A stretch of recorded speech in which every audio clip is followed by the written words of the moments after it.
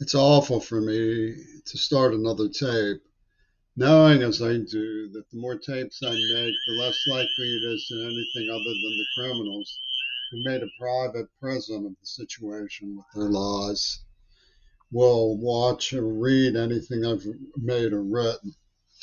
All the same, I am making another tape, and my reason is to give some sense of how the eccentric Robert Fripp operated as a insulting foreign rabbit, um, with his deranged machine of celebrity friends.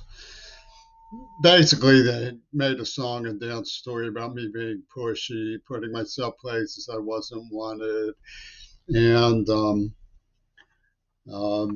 being a rapist. Okay, and I'll explain where how they got came put this together. First, its origins were a Jewish boys club who, when I was a child, had identified my potentials because they knew my father was a great man, but that he had deserted me, and that my mother was leaning very hard on me to be obedient because she didn't have any time to educate us, and that I was very stunned and quiet. So they knew I would grow into an intellectual person. So they deafened me, they subjected me to trauma, they tortured me, they humiliated me, and did terribly deranged things to me, or filling my head with the claim that I was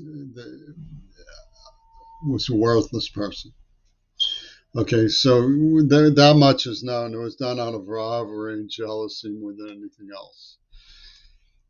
So where does Fripp come into this? Well, I hitchhiked from Pittsburgh to St. Louis really just to hear him play because I missed him play in Pittsburgh. And he wrote to me once. I went down, followed up after my dad died on a phone number he gave me, and I went to West Virginia and hang out with the crowd that he had assembled there.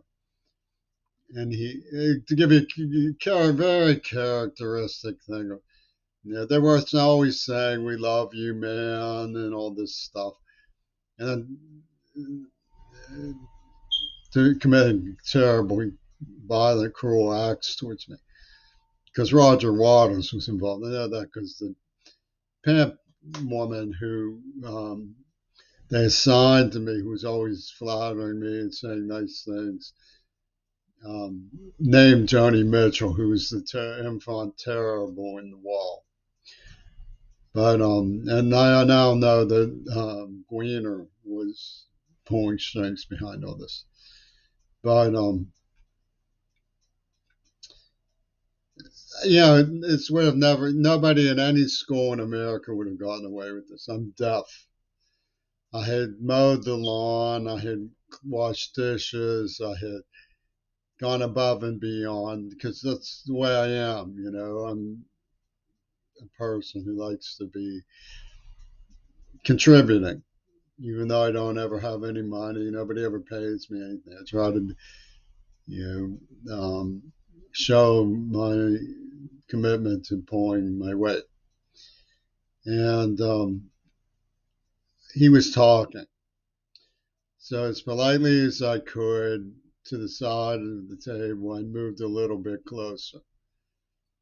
He stands up immediately and moves away, which announces to everybody, please interpret this as an encroacher upon my personal space. It was a very devious thing to do because I'm a deaf person.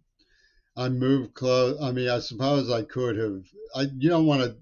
He's notoriously touchy and fuzzy headed, so you don't want to just walk up to him and say, "Excuse me, Mr. Fripp, while I'm here, do you mind if I sit close to me because I'm deaf?" That might have helped, but I doubt it. He probably would have said, "No, please don't sit closer because it'll give people the wrong impression. Thank you." But of course, there's no way to negotiate the hazard of it. All you can do is say to yourself, I'd like to be able to hear, so do I move closer or do I not? I picked up my coffee cup, went down the aisle, and sat at the end of the table. So this was the distance between us. Okay. And I moved down here and sat here so that I could hear. if in a classroom like Duchin's classroom, I had an interpreter, but I still sat in the front. This and Duchin's classroom was a little bigger. So, but then what they were after was to call me a psychological rapist. And the way they did this was with this squiggly, sleazy girl who was rubbing her diphthong on my fenemine and denying me coitus for months and months, and then mocked me. And I had some sharp words for her. And then once that was in place, anything goes. They could do anything they wanted. They could say they could alibi Mount Desert Island. They could blow up laboratories. They could rape Def Genie. They could release COVID-19. You name it. They could do anything they want. Because Jimmy Curry is an encroacher. We used to drag him through glass. Now he wants to sit close to the artist. Who does he think he is?